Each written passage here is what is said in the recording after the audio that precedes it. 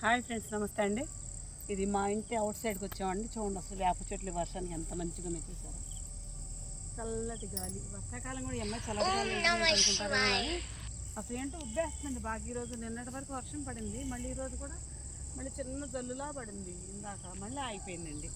కానీ వెదర్ చాలా బాగుంది కదండి, మంచిగా అనిపిస్తుంది. తూనీగలు చక్కగా సీతాకోచిలుకలు భలే భలేగా తిరుగుతాయండి. అసలు ఇందాక అయితేనండి అక్కడ కొంగలు కూడా పొలంలో నారుమడి దున్నారండి. ఇందాక దున్నప్పుడు కొంగలు అయితే చెట్ల నిండా కొంగలు, వరిమడి నిండా కొంగలే ఉన్నాయండి. అసలు తూనీగా ఎంత బాగుంది చూసారండి. ఇక అవుట్ సైడ్ మా ఇల్లు అండి, ఈ పక్కన మా వాళ్ళందరూ పెట్టామని. ఈ తీగలు, ఈ పువ్వులు, ఈ చెట్లు, ఈ కాలువ, అటు షబరు, అటు మా పొలం, అదంతా మా పొలం అండి. అంటే మా పొలం అంటే మా పొలం సొంత పొలం కాదు, కౌలు పొలం.